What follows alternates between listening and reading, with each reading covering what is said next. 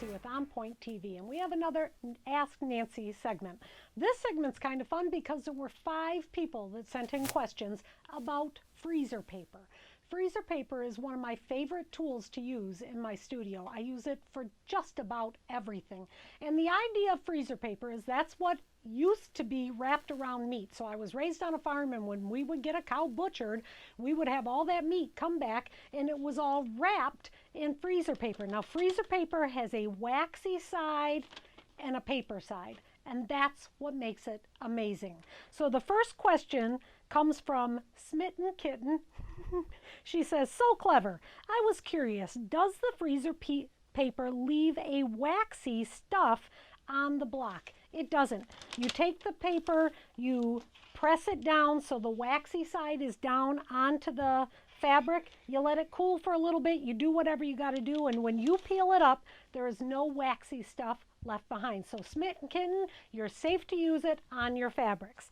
And then Fetty writes, she says, how many times can the freezer paper be reused? Well, you saw that I peeled that up. I could press that down probably 5 to 10 times, use it over and over again. Part of that is going to be determined by the brand of freezer papers. All freezer papers are not made alike, so buy the better one if you can. And how linty the fabric is. If the fabric is very linty, a lot of those linties will get onto the back part of the waxy stuff. So that's why I say from 5 to 10 times.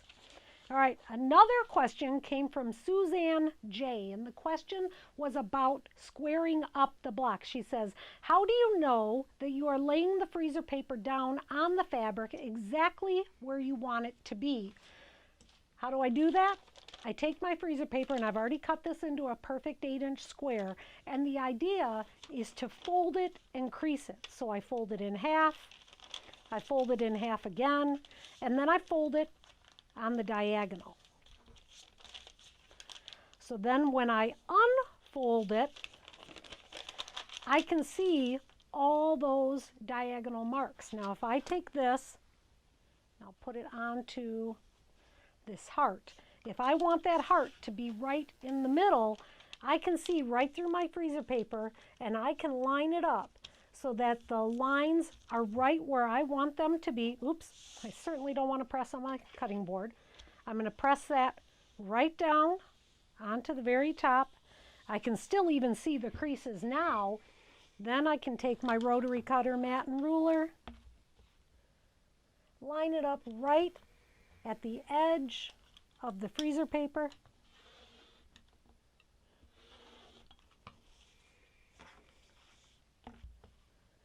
Square that right up to, I think it was 8 inches. Well, I think I had 8.5 inches. There we go, that's better.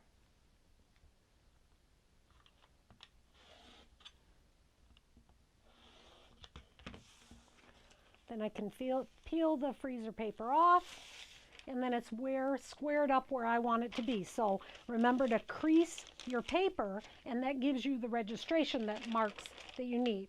The next question comes from Felicity H. She says, what if the block you're doing is larger than the widest part of the paper? Any tips for squaring those up? So I think what Felicity was asking is, if my paper is only so wide, I don't know how wide this is, maybe 18 inches or so, and I have a 22-inch block, what do?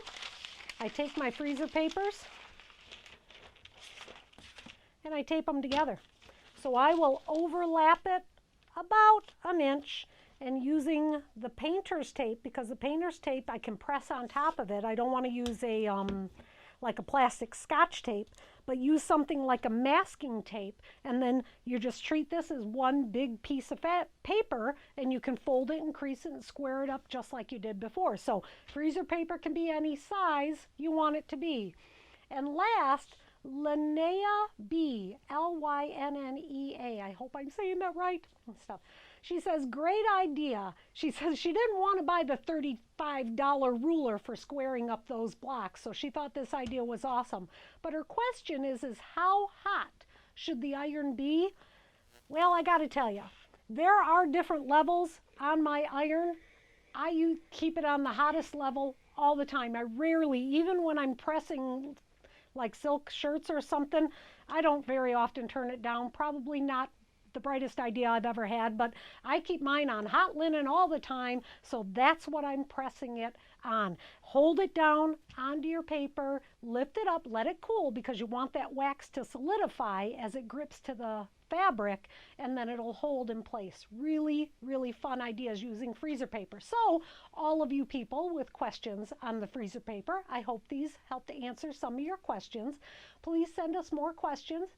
You can reply or comment right on the YouTube videos, or you can send me the questions at nancy@onpoint-tv.com.